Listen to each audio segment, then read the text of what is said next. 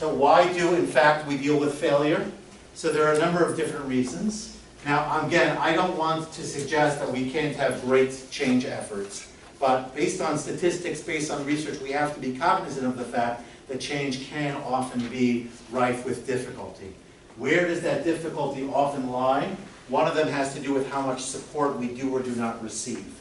Now, some of that, as we'll talk about, is controllable to a degree, right? You may not get support initially, but what can you do in order to engender that support?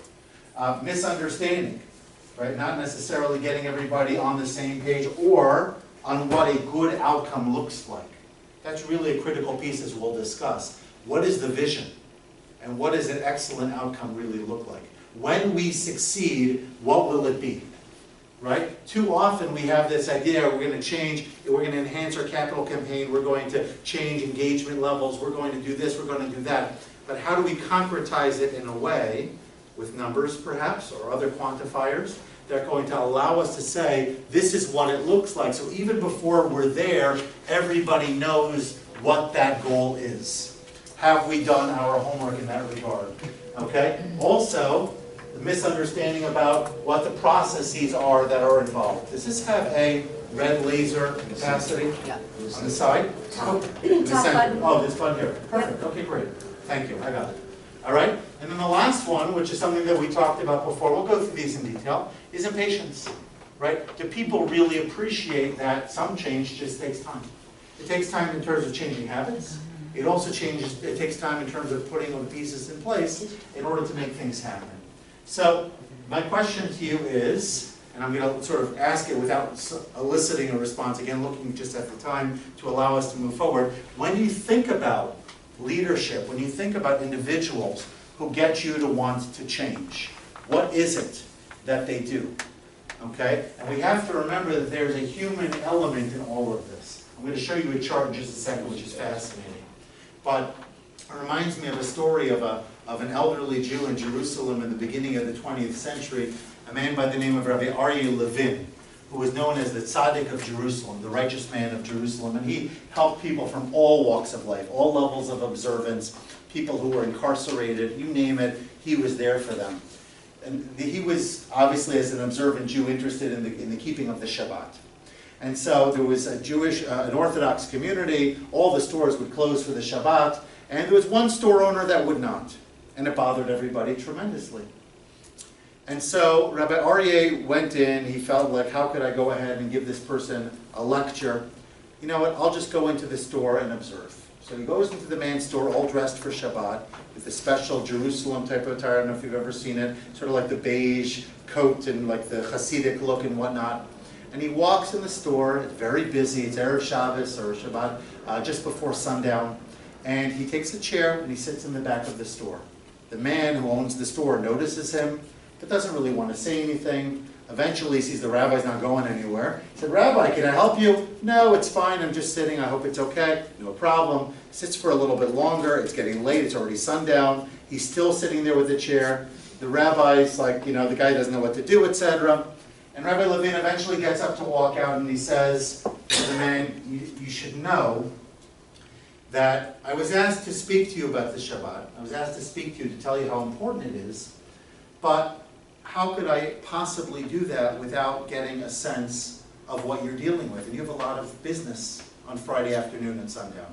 There's a lot of reasons to keep your store open. But Shabbat is Shabbat.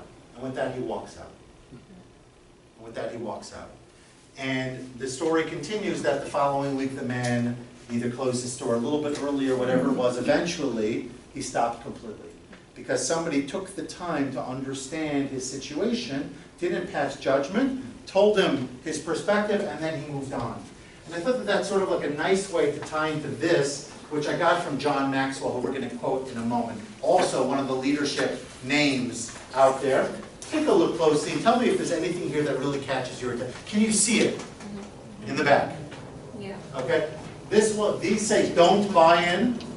These say buy in. Okay. And this one says get another leader, get another leader, get another vision, get behind the leader. Take a moment to look and tell me if there's anything that jumps out at you.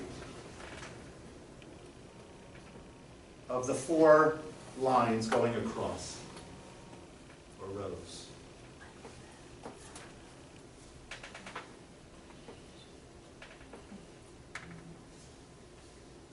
Anyone? Yeah, where the leader buys in and the vision is bought into, you have the positive result. So let me clarify if I may. It's not the leader buying in, it's buying into the leader. Oh, all right, well, either way. Right. Well, I mean, if the leader buys into the philosophy of the group, or, I mean, that's how I was reading it, but I understand what you're saying. No, there's power in what you're saying. That's great. Yeah, the one I was thinking of is this one here. And the reason I say that is because you could have the right vision. You could have the right idea.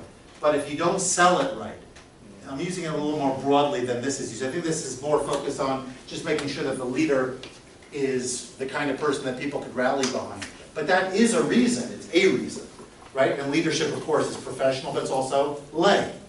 And so sometimes you've had these people before, I'm sure.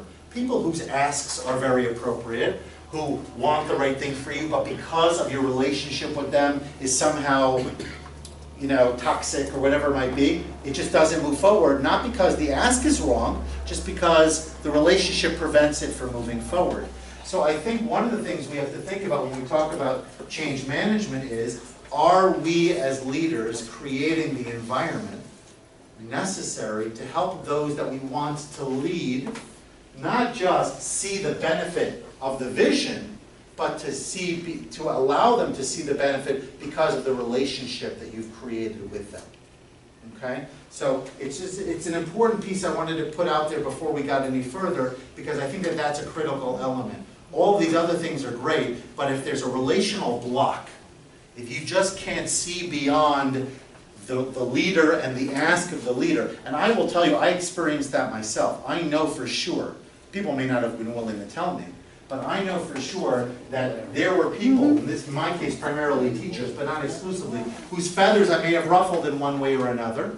And so when we got to other issues, I felt that there was a sort of like an artificial resistance that had nothing to do with the issue at hand, but just had to do with the relationship that I had created with them prior to that. And so that's why I think it's important for us to be mindful of it as we talk about it. And here's the quote of John Maxwell, which you have on your paper. Okay? And this line in the beginning is critical. You really cannot separate the leader from the cause.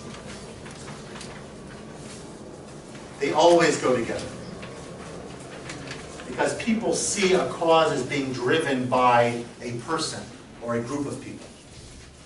And so if the group of people is establishing, by the way, this need not only be a conversation about you and your board, let's call it, but this is also really a conversation about how your agency, how your organization interacts with the broader community. Because in many cases, you're making asks of the community, financial asks or other asks. And they may require real change, not just open up your pocketbook, but something more profound and pronounced. Have you established the equity? Have you built the relationship? Now this doesn't mean that you can't ever move forward with change because you always have to work on the relationship, but it does mean that the two of them go hand in hand. And that point is ultimately very important. Okay? So, I'd like to go a little bit further, and then I'm going to schedule just a short break for us to get up and do whatever it is that we need to do. But of course, if you need to step out for whatever the reason, please don't hesitate to do so. So part of it has to do with building equity, right? A lot of listening. Being a good listener is critical. In fact, I would think of change management as sort of like a jetway or a runway with an airplane ultimately taking off. There needs to be a lot of runway for an effective takeoff. And that runway's got to have a lot of the listening. Part of it to get ideas, but part of it just to open up the lines of communication. Getting people to think they value what I have to say. And especially in a smaller community. I know Atlanta is bigger than your community, but in many ways it felt kind of small because my particular school community was relatively small logistically. They weren't that far spread out. They were centralized with a couple of synagogues. And so everybody shopped in the same places and prayed in the same places and this kind of thing. Sort of very small community type of feel. And if you weren't providing that type of listening ear and that type of communication, people felt alienated. They felt like they weren't in some way included in that process.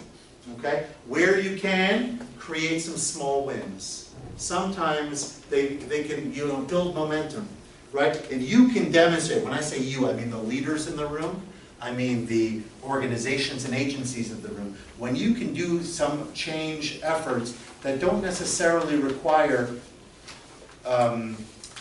any major change in lifestyle or thinking or things like that, and you can demonstrate that you have the ability to make some gains, to help people with their working conditions, with their general communal relationships or whatnot, but don't require people to do all that much. And you're kind of like doing that for them, you're going to start to put some wind behind your sails.